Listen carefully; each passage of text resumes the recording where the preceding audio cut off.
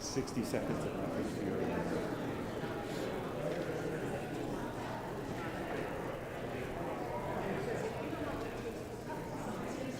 Sorry, I wasn't kidding.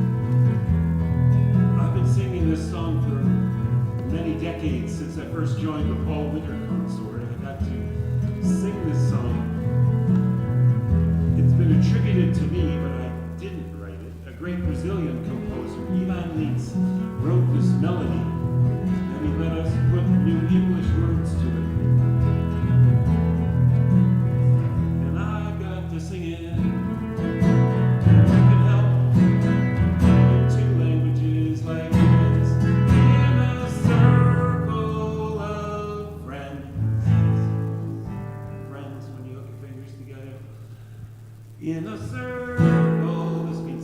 of sound. Try that much. In a circle of friends, in a circle of sound, all our voices will blend when we touch common ground. All our voices will blend when we touch common ground.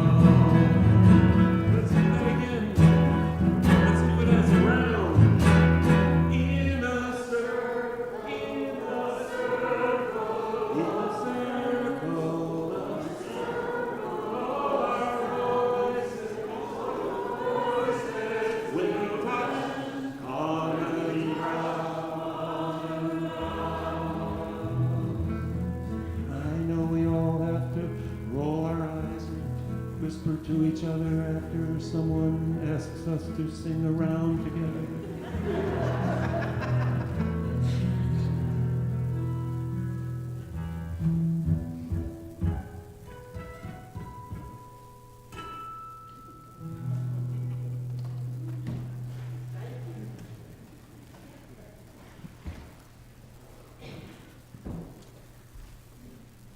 Thank you so much, Jim. And let's do something non-traditional and give a hearty FRS welcome to our guest, Jim Scott.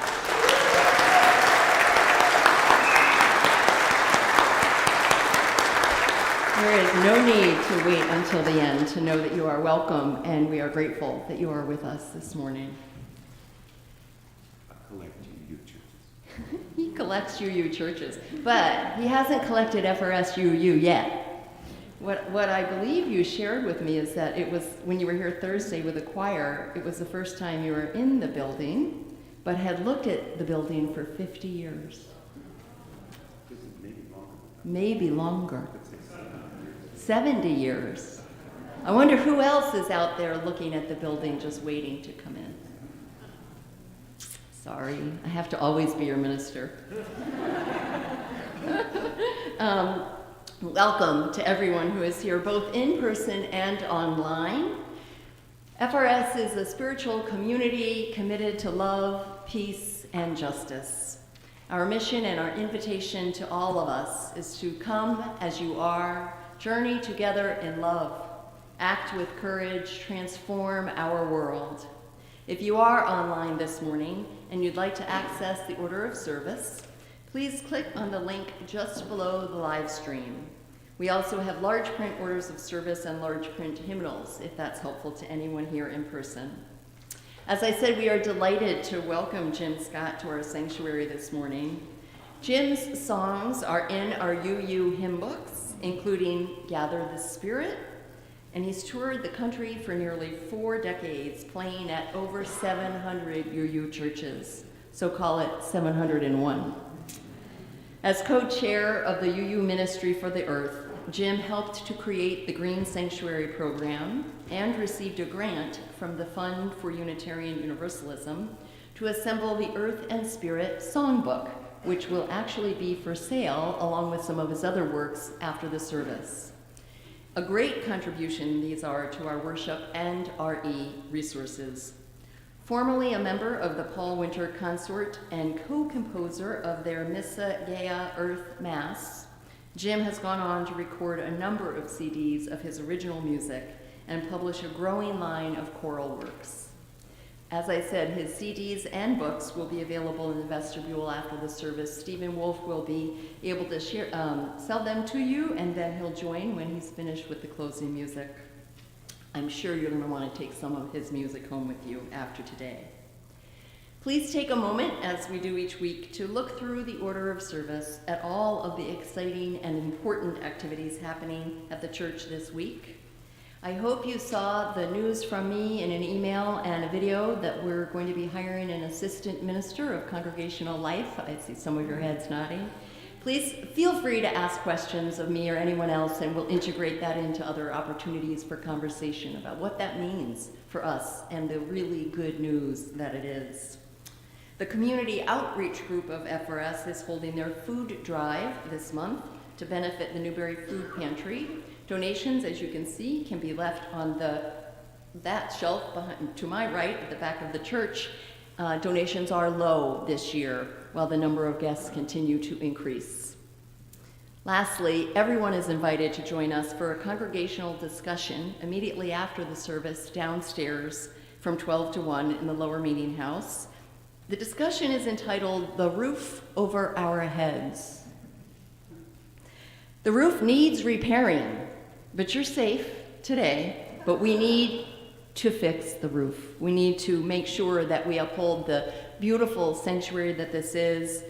And we also want to learn about the state of the rest of the church structure. So what are the repairs that are needed? What's the schedule for doing them?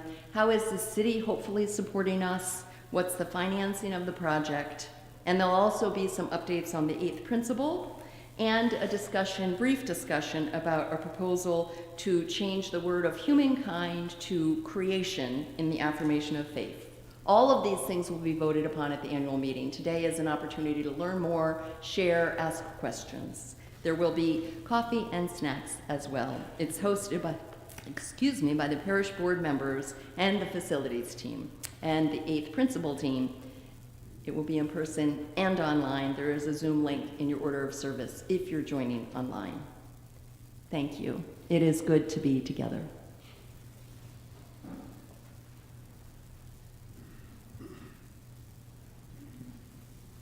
We light a chalice with a flame at the commencement of our spiritual gatherings.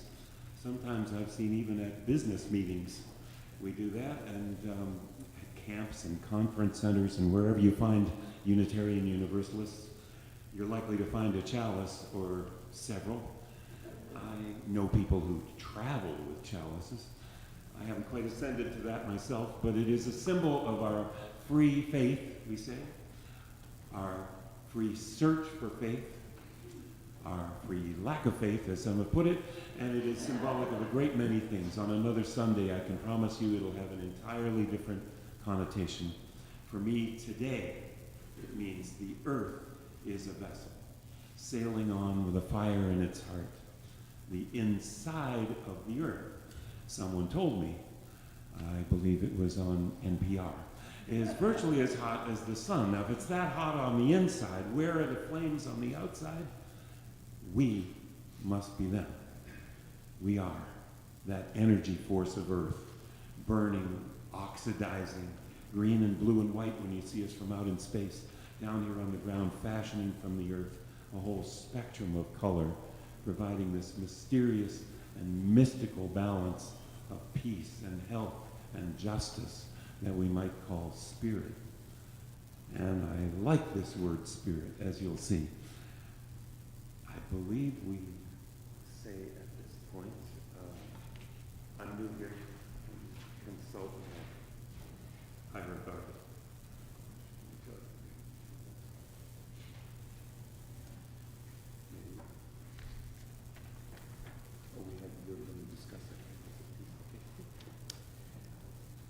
So I'm going to try to remember this, but join me. It's not in the order of service, doesn't look like, but our usual chalice lighting words. We light this chalice, sign of our quest.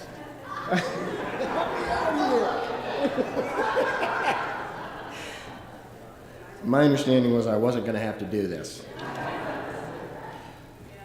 We gather this hour as people of faith, with joys and sorrows, gifts and needs. We light this beacon of hope, sign of our quest for truth and meaning in celebration of the life we share together. Just needed a little start.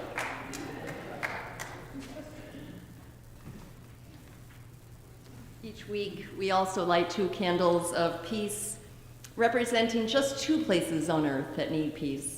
We know there are countless numbers of places that need peace. These 2 we will honor and hold in our hearts in this service and through the week ahead. After each candle is lit, I invite all of us to respond in unison by saying peace in 3 languages: peace, salam, shalom. Our first candle this morning is lit for Kansas City, Missouri, where last Wednesday during a Super Bowl celebration rally, after there was a shooting that killed 1 person and wounded more than 20 others. At least half of those were children. As the community grapples with this horror that abruptly ended a celebration, may we remain committed to working to end the devastations of death, of communities being torn apart, of violence due to gun violence. And to this we respond, peace, salam, shalom. Our second candle this morning is lit for Greenland, where an estimated 11,000 square miles of the ice sheet and glaciers have melted over the past 30 years. The total area of ice loss is slightly greater than the size of our state, Massachusetts, representing approximately 1.6% of Greenland's total ice and glacial cover. May all of humanity have the will to make the changes necessary to halt the damage that is being done to our earth. May we make the changes needed to gift a healthy planet to future generations, those people who won't know our names, but will be the benefactors of the actions we take now. To this we respond, peace, salam, shalom. Let's rise, embody our spirit, and join our voices in our affirmation of faith, followed by the doxology. Love is the doctrine of this church. The quest of truth is its sacrament, and service is its prayer. To dwell together in peace, to seek knowledge in freedom, to serve humankind in fellowship, to the end that all souls shall grow into harmony with the divine. Thus do we covenant with each other and with God.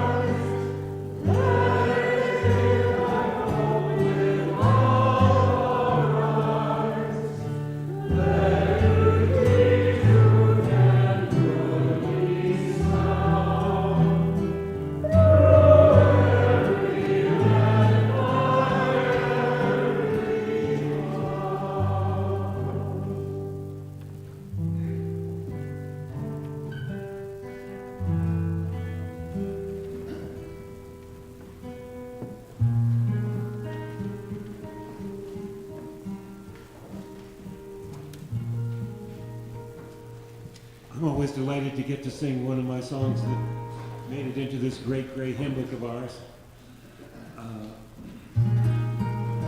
I like to start with the refrain, sort of.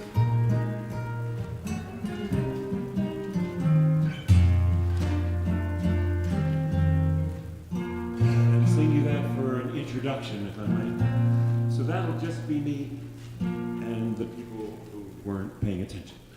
Gather in peace. I was kidding, you can sing too. Gather in praise.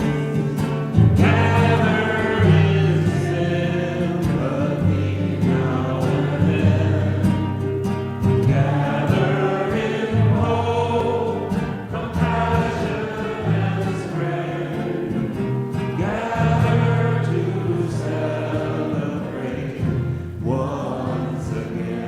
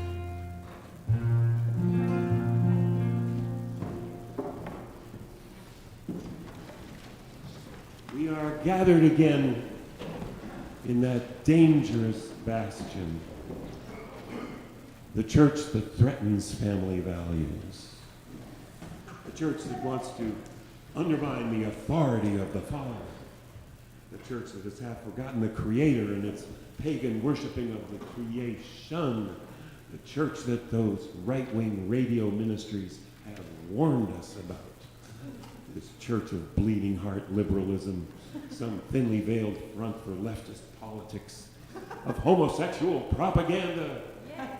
I like it here.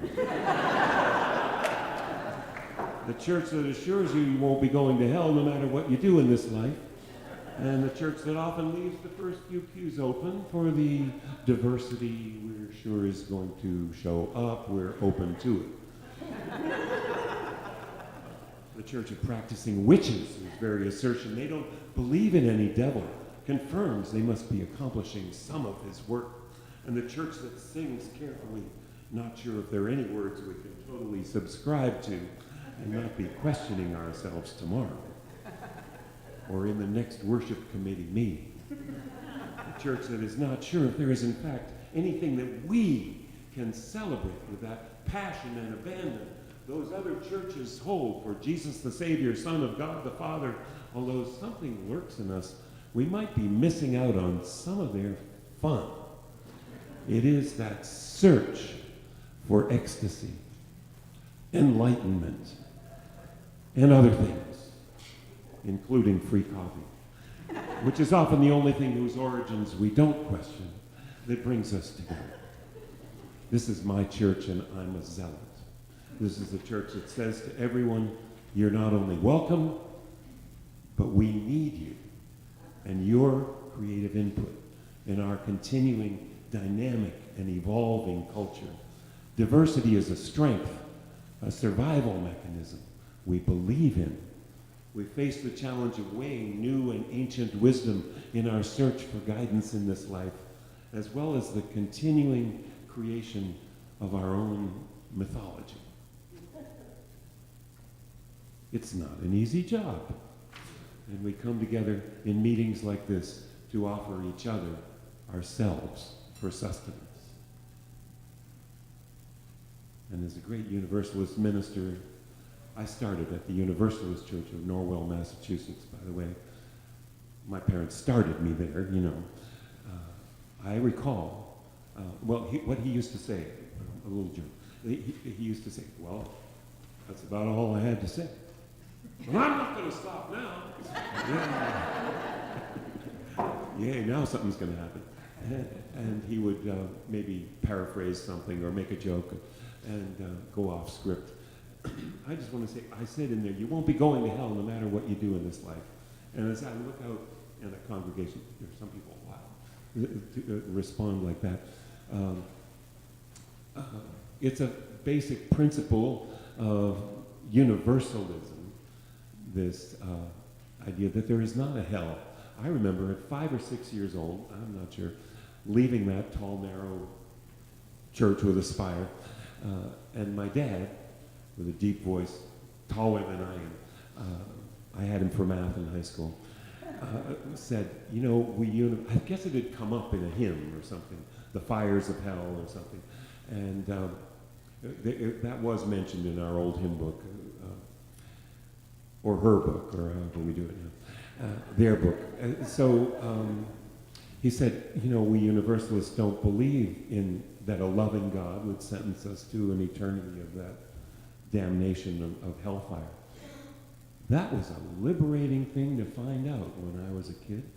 And that is the gift we give to our children, our young people, or to each other, to question that bombardment of common accepted stuff that sneaks into everything. So I'm good at all 7 principles, but the third and fourth kind of overlap for me somehow. It basically says, you figure it out for yourself and we'll help you. And we don't have to agree to be here together. I love that part of what we stand for. I had that relatively memorized, what I said, and it's in my book of Jim as well. But I just hold it so you know I thought about it ahead of time.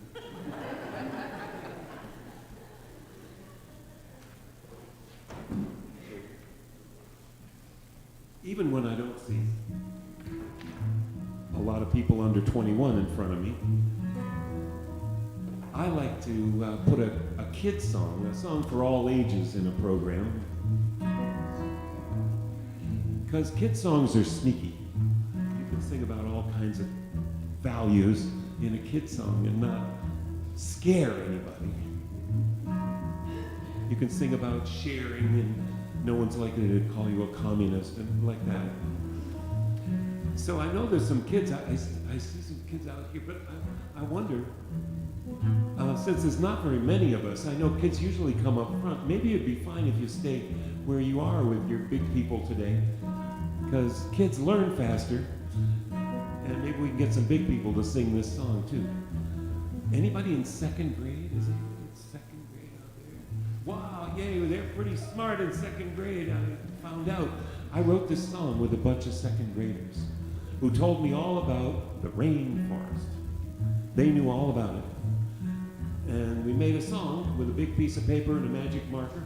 We gather up all the stuff. They told me about the animals. There's a lot of animals in the song. And they told me about the 4 levels of the rainforest. That was news to me, but I thought that should go in the song. And they're in there. They go by fast. And then we see how all the 4 levels go together.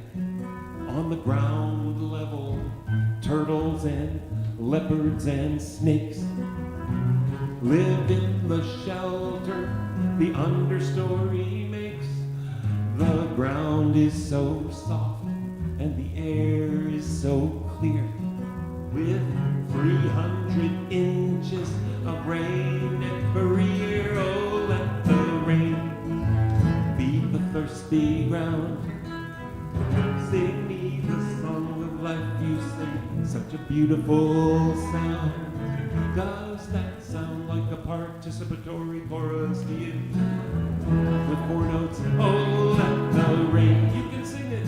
Feed the thirsty ground, sing me the song of life. Sing me the song of life you sing, such a beautiful sound.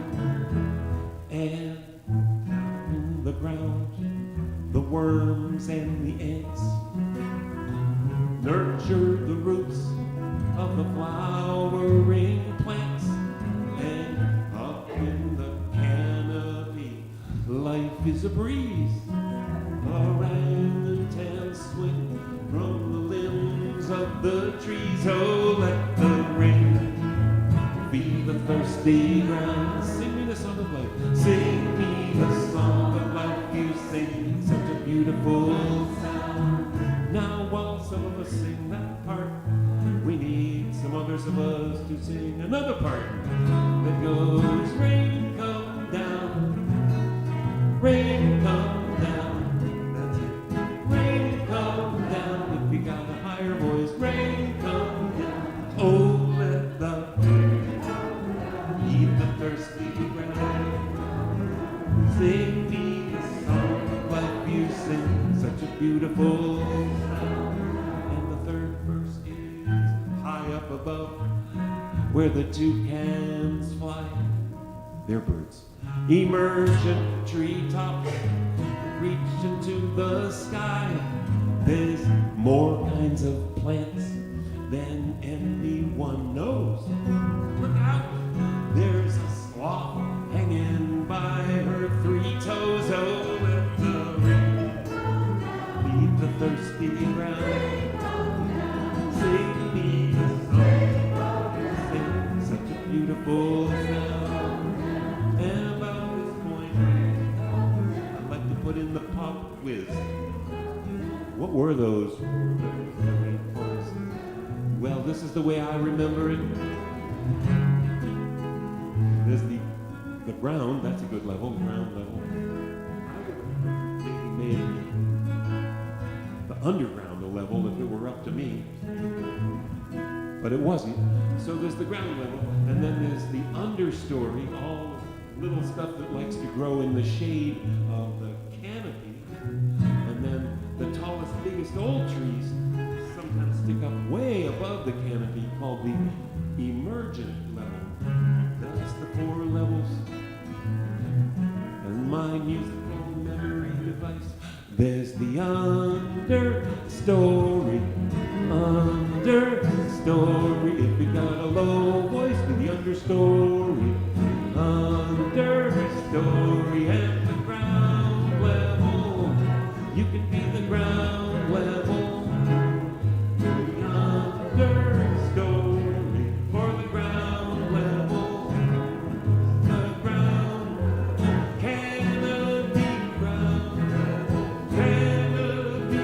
Find your level. Canopy, under canopy. Emergent, emergent. Oh, there's the ground level and the under canopy. Emergent, emergent. Oh, there's the ground level canopy. The chorus.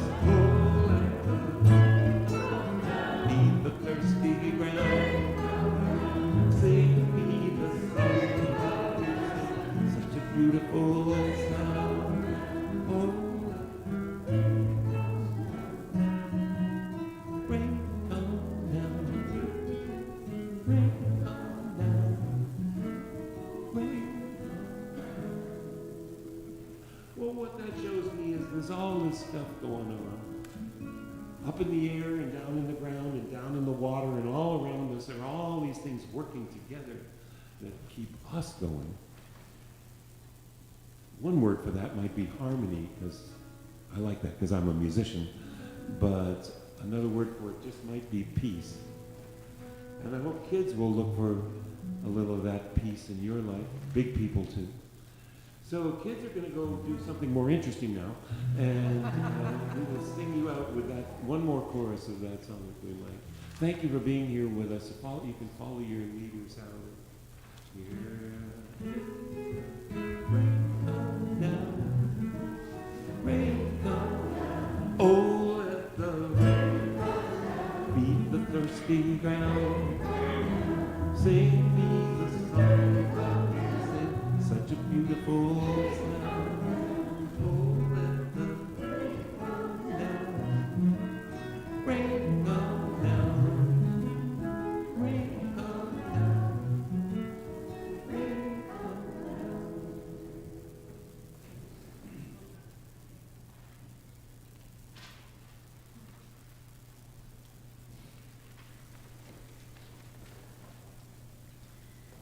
The generosity of our community is an essential ministry that supports the work of the church both in Newburyport and beyond.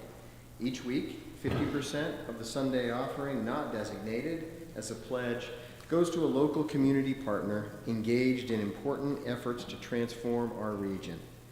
The February shared collection goes to support the Massachusetts Coalition to Prevent Gun Violence. The Massachusetts Coalition to Prevent Gun Violence brings together over 90 organizations across the state, including First Religious Society, to end the epidemic of gun violence. The coalition works to advocate for improved policies around gun safety and partners with community organizations working to end violence in their neighborhoods. To give online, please use the link in your order of service or below the live stream. You can also make a contribution by text, and of course, you can always mail a check to the church as well. Thank you. The offering will now be gratefully received.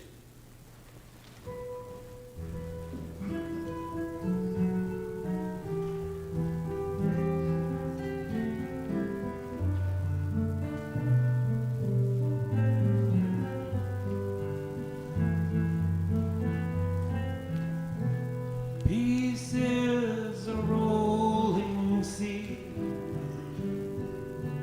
so full of mystery. I feel its harmony in ebb and crest. Peace of art that moves the open heart. Peace is a place to start and final rest.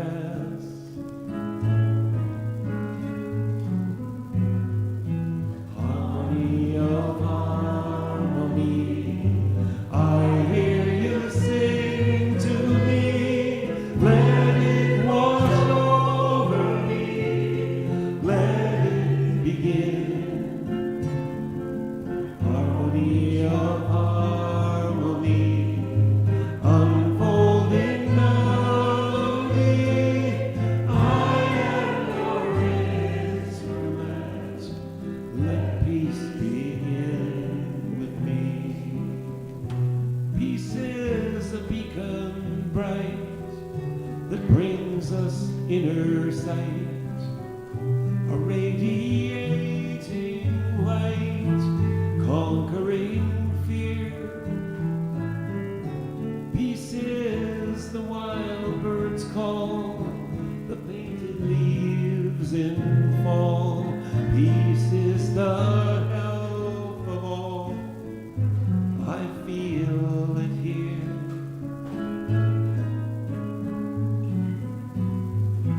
Harmony of harmony, I hear you sing to me. Let it wash over me, let it begin.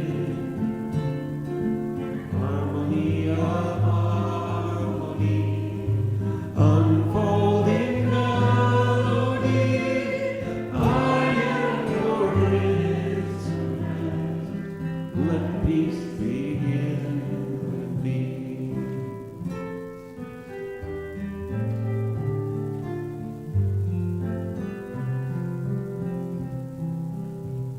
Peace is a field of grain, neath sun and gentle rain, in nature's glad refrain of love begun.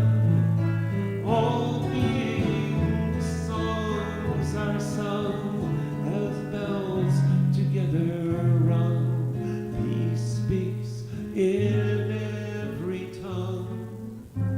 All songs are one.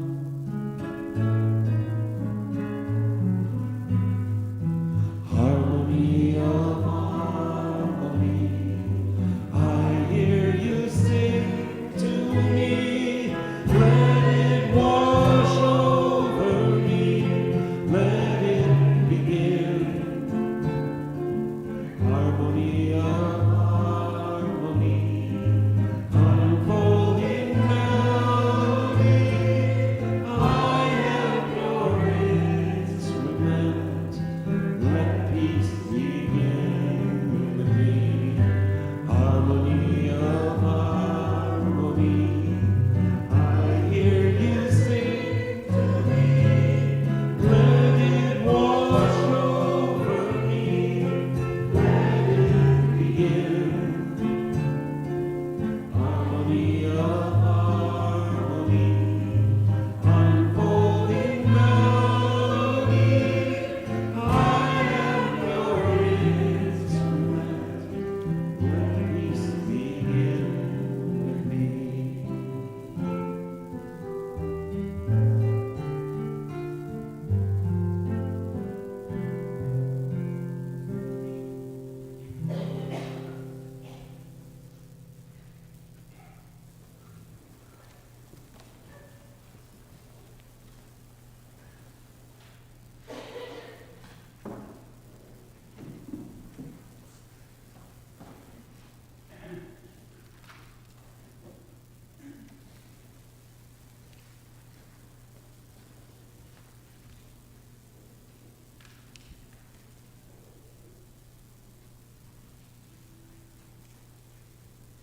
It's been one of my favorite things to do in our worship celebrations, that we share our stories, our rites of passage, our milestones, our joys and concerns, until sometimes we get so big and official that it's done remotely. Our stories, not a time for political announcements, but our personal travels. And I like to do it with this little song. I know you can pick it up. With every story told, our friendship becomes art. Each passage of life is a gateway to the heart. We are one in joy and sorrow, and the music of our learning is danced in love and harmony with each day of Earth's turning. So that was a lot of words, and it goes up high and goes down low, but don't let that faze you. Just sing along as you normally would. I believe it's in our order of service, so you can get it straight from me. With every story told. With every story told, our friendship becomes art. Our friendship becomes art. Each passage of life, each passage of life is a gateway to the heart. Is a gateway to the heart. We are one in joy and sorrow. We are one in joy and sorrow. And the music of our learning, and the music of our learning is danced in love and harmony. Is danced in love and harmony with each day of Earth's turning.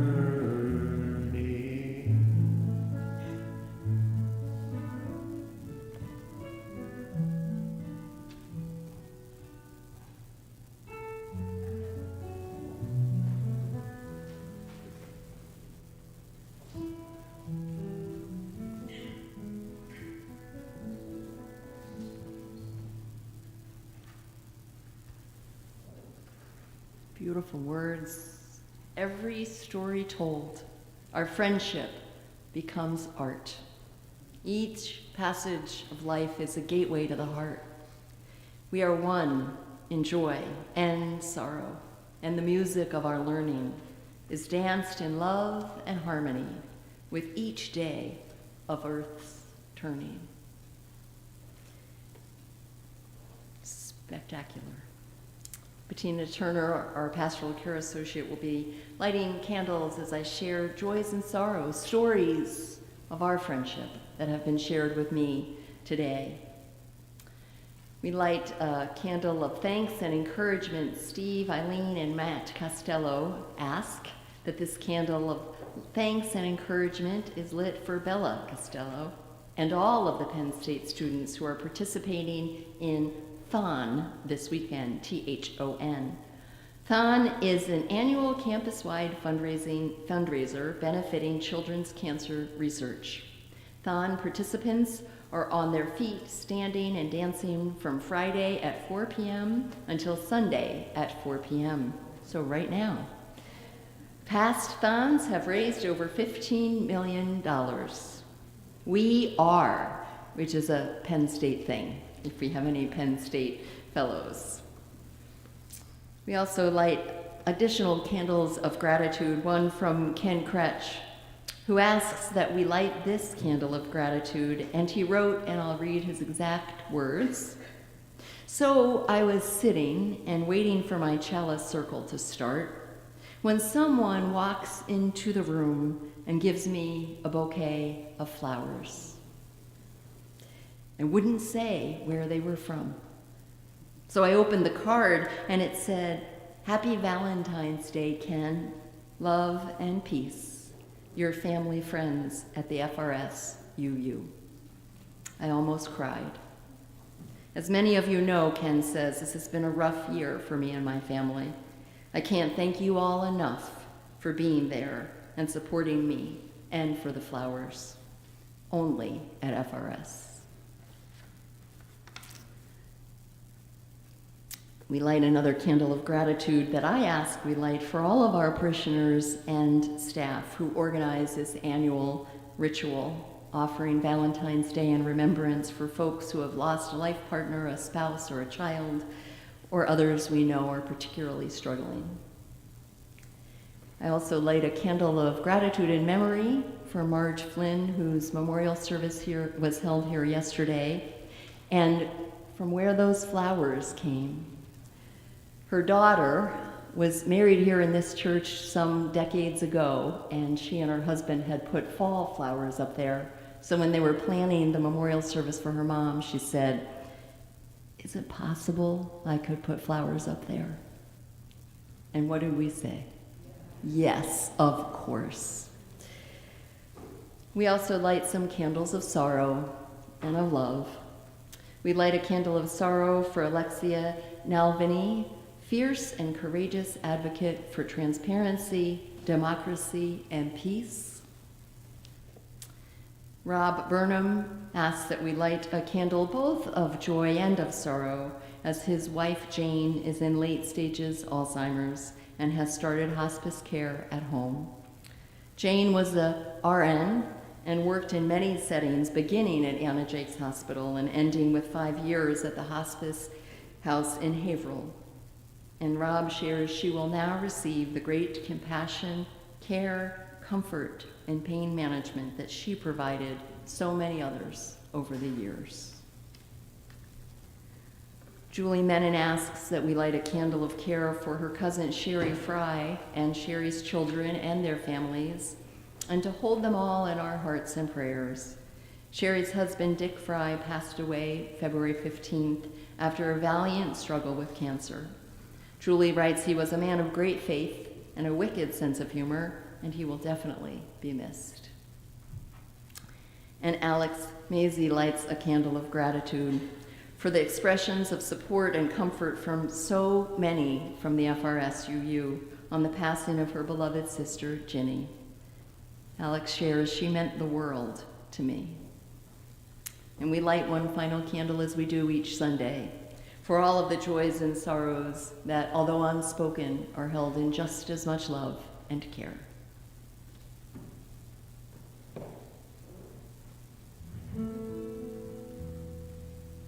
For all the joys offered here and the joys and concerns that we hold in our minds and hearts, let's sing that remain unspoken. Let's sing that refrain once. With every story told, our friendship becomes art. Each passage of life is a gateway to the heart. We are one in joy and sorrow, and the music of our learning is danced in love and harmony with each day of earth's turning.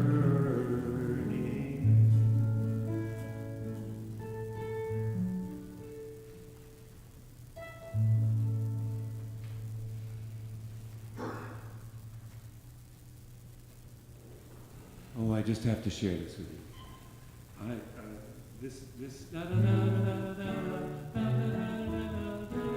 We call it a sequence in music. I thought I stole it from Tchaikovsky, but just the other day I heard this.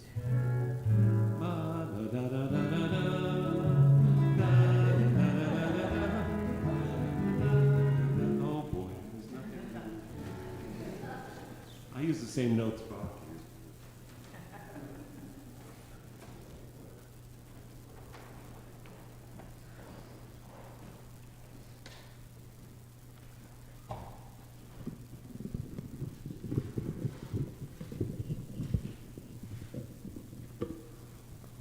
I'm never sure about the furniture and such. Wow, this one's louder. Should I sit? Should I stand? I'll stand up to do this. And I want to ask the powers that be, is it okay if we go overtime? Because I'm afraid we put too much into this service. Are we going to have to pay everybody overtime? Thank you. I wrote these songs and I have words left over.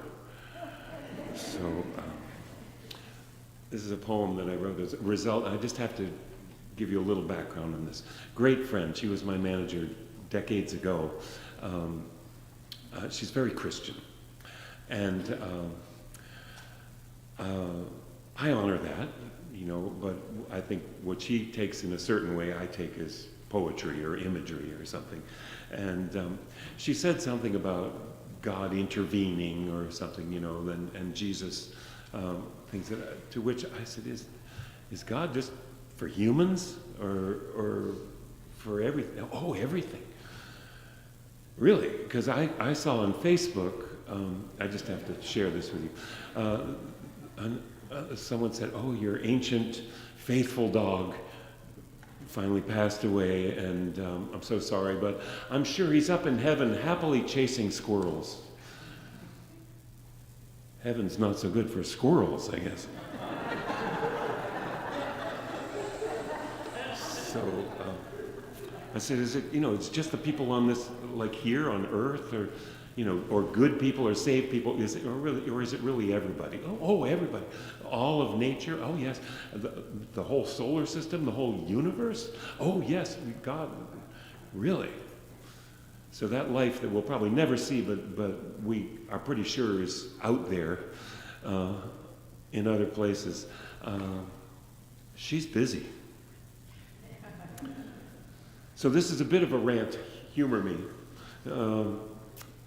If you recall, a couple of years ago, we got news that these two black holes in space collided, and that said something about Einstein's theories.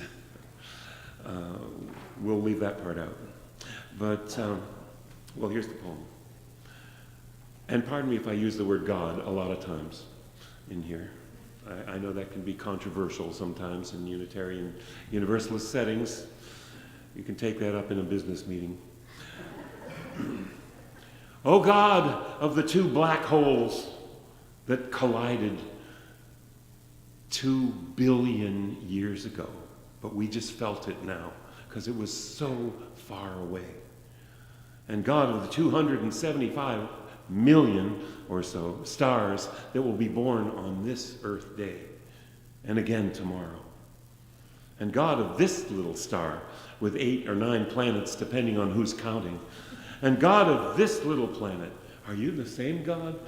God of the elements, water, air, fire, and earth, and of viruses and bacteria and DNA, of photosynthesis and contagion and immunity, of growth and struggle, of suffering and surviving, of crimes and mistakes, of wounds and of healing.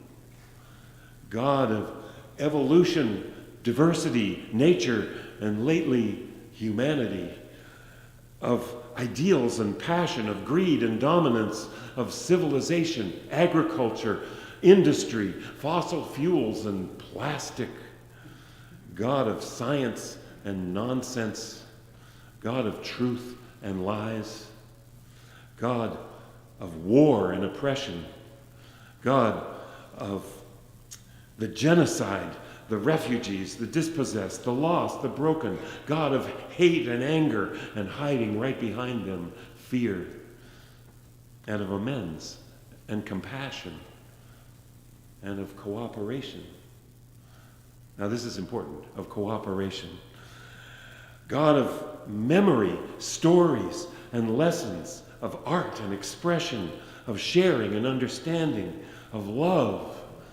Was love involved back there with the 2 black holes? And God of this world, are you the same God for this little group on this little part of this little ball that has brought us again the seasons leaning away and toward the sun, awakening again that lust for life, adventure, exploration, risk, ecstasy, awareness, and aging, and enlightenment, where all our mistakes of the past become the compost for the fertile earth from which all is made anew. You still there? I know this is getting long. God of the senses, of beauty and sorrow and elation, a God for that one particular species with the power of creativity to have created you in our image. We who don't even know your name, we fight about that. Who in this last flash of time have come to some little perspective on the whole thing. We're working on it. God of the wisdom of matter and energy trading places, and of big bangs and expanding universes and benign lack of oversight, and trust in the evolution of things to have let us go here with Eden. And maybe the same, but different on lots of other planets, in lots of other, around lots of other stars, in 500 billion galaxies, hundreds of billions of stars in each, 1 in 6 stars approximately, with planets around them. The odds are pretty good, God, of trillions of springs coming at this very moment. Thanks for all this.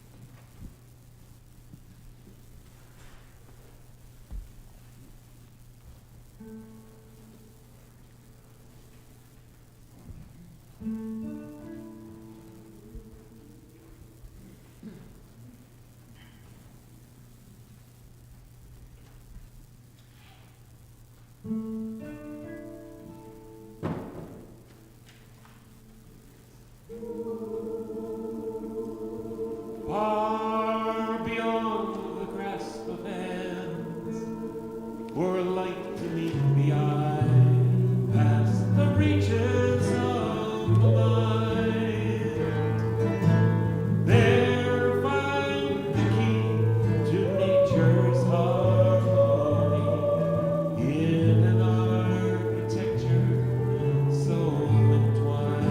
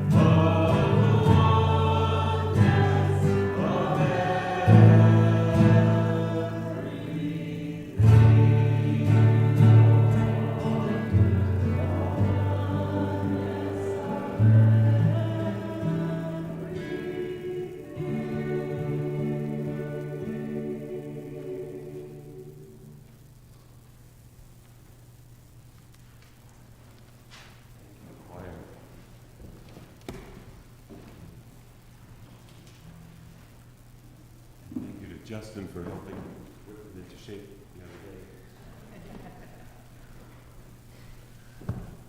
other day. I'm a little torn here.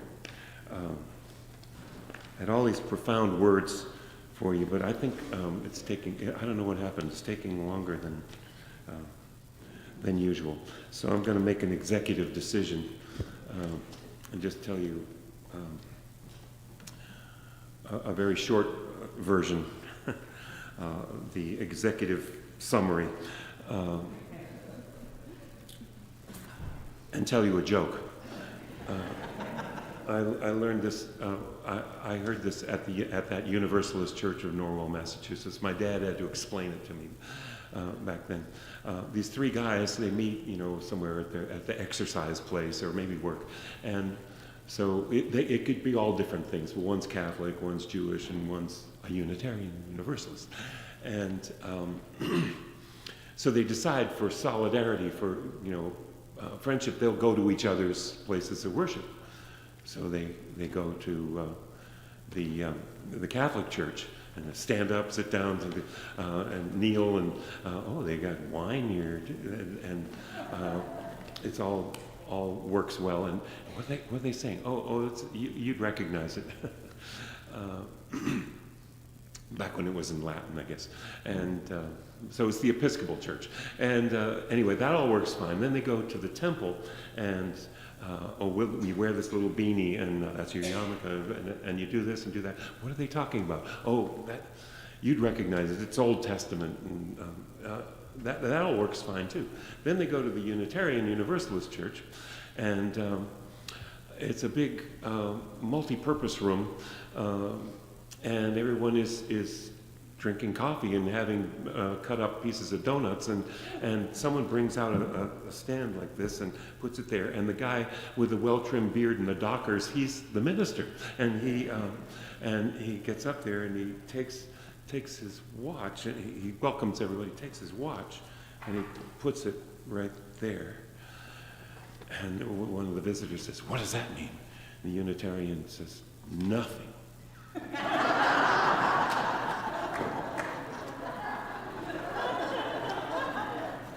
So I'm going to shorten this. There is no doubt life out there in the universe. This is my thing, by the way. I've written songs about love and everything. I write songs about everything. But my thing in the last few decades has been to make songs about the earth and science and all that. I got a grant, I will brag to you. I'd love to bring this performance here. I got a grant from National Endowment grant through the Worcester Arts Council to put on this multimedia show with PowerPoint projected pictures illustrating my strongest environmental songs.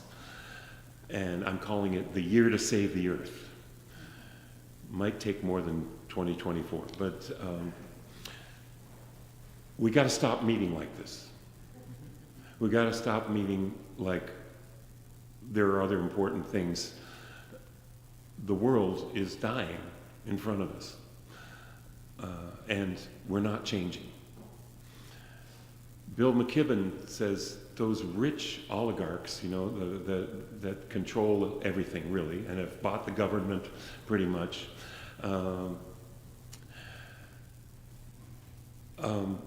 He said they try to sell us this personal responsibility. So if you're going to be satisfied with picking up trash on the highway and recycling and buying a Prius and so on, he says it's not enough. We have to stop the criminals from doing what they're doing, and we have to stop those people who don't care about our well-being selling us what we don't want and don't need. And that's going to be difficult. I didn't have that part written here. So I made a big piece of music with the Paul Winter Consort, Reverend Rebecca mentioned before. The Mystic Gaia Earth Mass was a thing that James Lovelock, scientist, and Lynn Margulis, two scientists, coined this term, their Gaia hypothesis, because they're scientists, using the Greek goddess Gaia to personify for us their hypothesis that the earth is one living organism. The earth is one living being, and we're all a part of that one living being. So back there in the late 70s, 1980, the scientists were debating the semantics of this, but most of us take it as more than a hypothesis. We're all part of that one thing. And now, all the bad stuff that we do is in all of us. And it's everywhere. No amount of wealth, privilege, gated communities, barbed wire fences, armed guards will keep what is happening to the earth from happening to us. There are three, I was born a little after World War II, so that's ancient history to me, but I'm the beginning of the baby boom. In my lifetime, there are 3 times as many people on the earth and 1/4 of the insects. So we're calling this the 6th great extinction, a war on the earth unprecedented ever before in history. No beings, the dinosaurs didn't have this kind of leverage that we have to destroy our nest and destroy everything that sustains us. Plastic is in all of us now. It's in the ocean, it's in the rivers, it's everywhere, for everything from campfires to forest fires to volcanoes in the ocean. They are creating a new thing called plastic glomerate, plastic in rocks. Millions of years from now, whoever comes across it is going to say, wow, those people. But plastic is in our, so is, I got such a list here: strontium-90, DDT, PCBs, BPA, bisphenol, polybrominated diphenol ethers, perfluorinated chemicals, Teflon, formaldehyde, asbestos, heavy metals. We've got all that stuff in us now. In the last century, pretty much. Lives were getting longer, we were getting bigger, stronger, healthier. Now the pandemic took 2 years of our lives, life expectancy off. So I know what's good for me, and what will make me live happier, longer. I don't necessarily do it. Why is that? I must be an addict. I must be wounded, alienated, torn from the very interconnectedness that would heal me, filling that emptiness with any kind of immediate gratification and distraction while the spirit of life on earth is dying. There's only one solution: stop doing what we're doing. It's very hard for me to do that because I'm an addict. I could have said you, I said me. I never got it about the bearded old man in the sky, but I get this very round woman in the sky. And I'm comfortable with her having a feminine aspect because she is our mother. Physically, we are made of her. We're born of her. We're always changing places with her. So the idea that something could be wrong with our mother and not wrong with us is illusory, if not a vicious plot, well funded. So it's our job and our children's children's job, nothing short of healing. We must be healers of this earth and each other. Thank you for listening. It's very therapeutic to drive a long way and get people to pay attention to you. So I know it's late. We're going to sing one more song.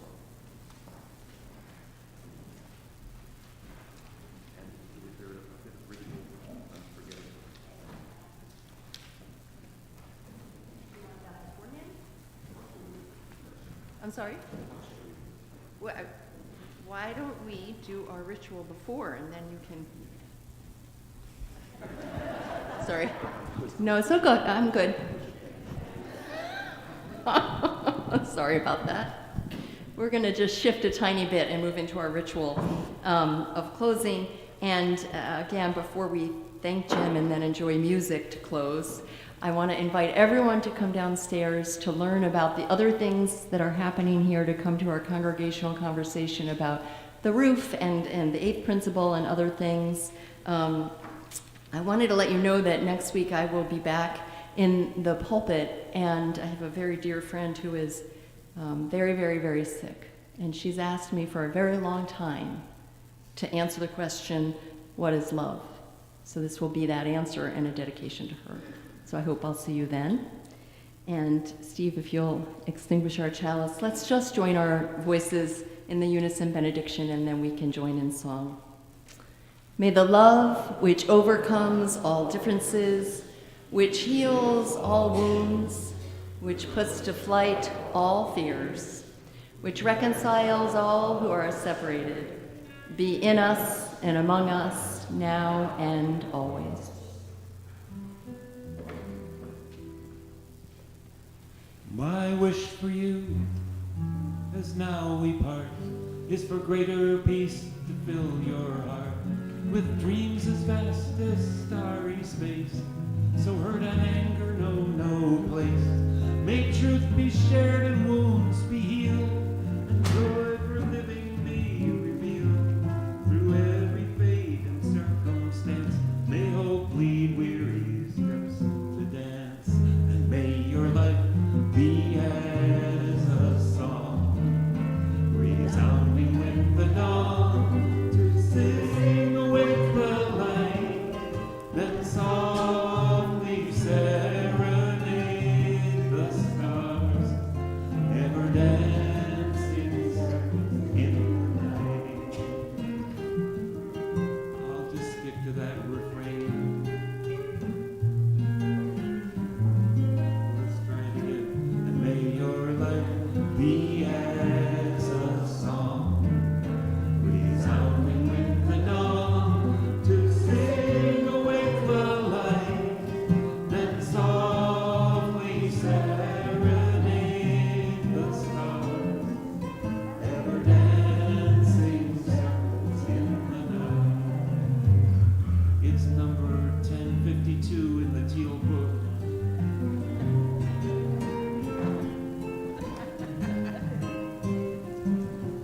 And it's around. Let's try it as a round. And may your life be as a song, resounding in your life, to sing awake the light, then softly serenade the stars, ever dancing circles in the night, ever dancing circles in the night, ever dancing circles in the night. When Wisdom was a striking young man, he met a beautiful woman named Love. Now, actually, I'm not sure who was the man and who was the woman. Maybe they were the same sex. I'd like to keep you, said Wisdom. You can't own me, said Love, but I love you anyway. What would it cost to know you'd always be there? Asked Wisdom. Don't ask such questions, said Love. Just look at the stars. Why? Wisdom wondered. Are they telling us something? Oh, chill out, chided Love, which made Wisdom happy in a funny sort of way. And so it was that Wisdom fell in love with Love, and thus became truly wise.